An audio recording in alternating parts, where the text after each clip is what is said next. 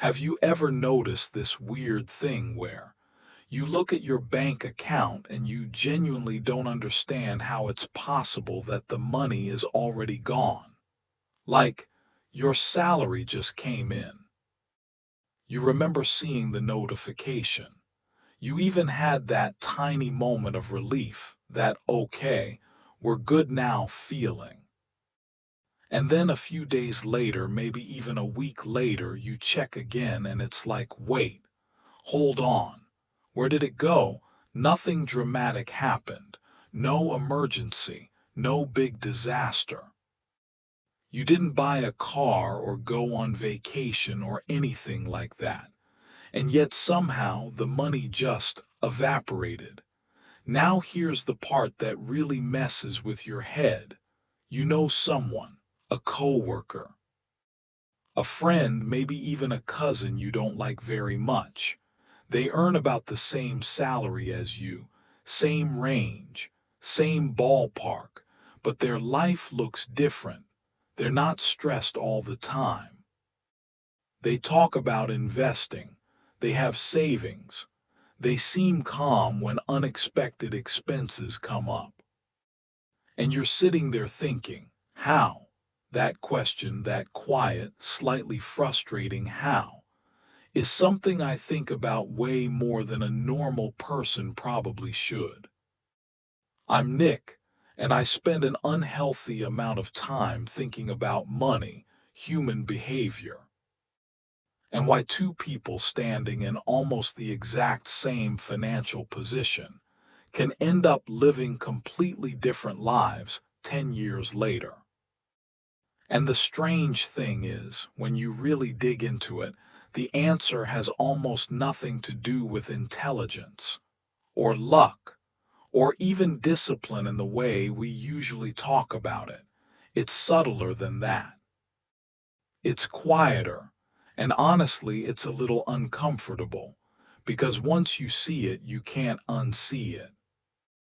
In this video, I want to walk you through why two people with the same salary can end up in totally different financial realities. One slowly building wealth, the other staying stuck, and more importantly, how small, almost boring decisions quietly compound into life-changing outcomes. Not overnight, not dramatically, but inevitably. And if you've ever felt like you're doing everything right and still not getting ahead, this conversation might change how you see your money and yourself forever. Here's the first trap. And it's a big one.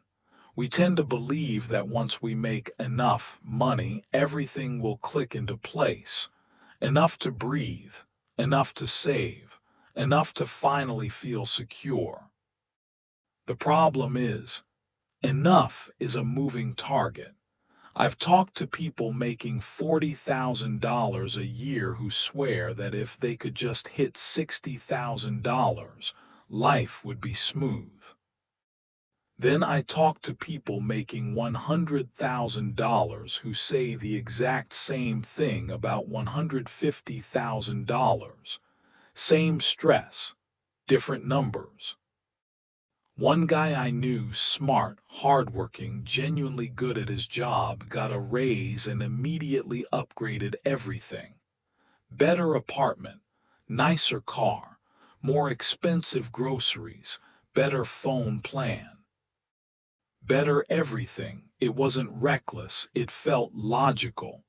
Why struggle when I don't have to anymore, he said, and that's the illusion. Because what actually happened was that his expenses rose to meet his income almost perfectly. Not consciously, not maliciously, just naturally. The rich one, the person who eventually builds wealth, experiences the same raise and quietly keeps living almost the same life. Same apartment, same car, same habits, and that gap, that invisible space between income and lifestyle, that's where wealth is born, not in windfalls, not in viral success stories, but in restraint that doesn't feel like deprivation. Takeaway: don't ask, how much do I make? Ask, how much of what I make do I keep? Section 2. The order of operations and why it changes everything. Most people manage money in this order. Income comes in, bills get paid, life happens, whatever's left maybe gets saved, which is usually nothing. The person who gets rich flips that order completely. They save and invest first, not what's left, not when it feels comfortable, first. This isn't about discipline in the motivational poster sense. It's about automation and identity. When you save first, you're not relying on willpower. You're designing a system where your future self gets paid before your present self gets to spend. It's boring, it's unsexy, and it works. I used to think this was just generic advice until I actually watched people do it consistently. Same salary, same expenses, totally different outcomes. Takeaway: wealth is built by systems, not motivation. People talk about money like it's the ultimate resource. It's not. Time is. The broke version of the same salary person spends time as relief. Scrolling, streaming, escaping. The rich version spends time as leverage, learning one more skill, understanding how money actually works, thinking long term when everyone else is exhausted. It's not about grinding 24/7. It's about intentional boredom, choosing growth when distraction is easier. And yeah, sometimes it feels unfair, because rest is necessary. Pleasure matters. But direction matters more. Takeaway: money grows where attention goes. This is uncomfortable, so let's talk about it gently. A lot of spending has nothing to do with need. It's emotional regulation. Stress purchase, reward purchase. I deserve this purchase. And look, I'm not anti-enjoyment. Life isn't a spreadsheet, but the difference is awareness. One person spends to feel better temporarily. The other spends to feel better permanently. That's it. That's the distinction. Takeaway: ask what the purchase is really doing for you. Here's the part no one likes admitting. People who build wealth see themselves differently. Not as bad with money, not as just not the type, not as someone who will figure it out later. They see money management as part of who they are, like brushing their teeth. No drama, no guilt.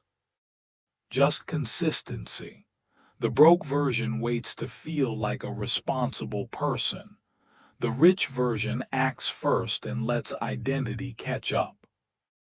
Takeaway: act like the person you want to become before you feel like them. The difference doesn't show up in year 1 or year 2. It shows up in year 7, when one person has options and the other has anxiety. Compounding isn't dramatic. It's quiet. It's patient. And it doesn't care about motivation. Takeaway: what you repeat matters more than what you intend. If there's one thing I want you to take away from this, it's this. You don't need a different salary to change your financial future. You need a different relationship with money. The version of you that builds wealth isn't smarter, luckier, or more special. They're just making slightly better decisions consistently, even when no one is watching. And you can start small, almost boringly small. But small, repeated decisions become identity. Identity becomes behavior. Behavior becomes destiny. You don't have to get it perfect. You just have to get it moving. Same salary, different life. And the choice is quieter than you think.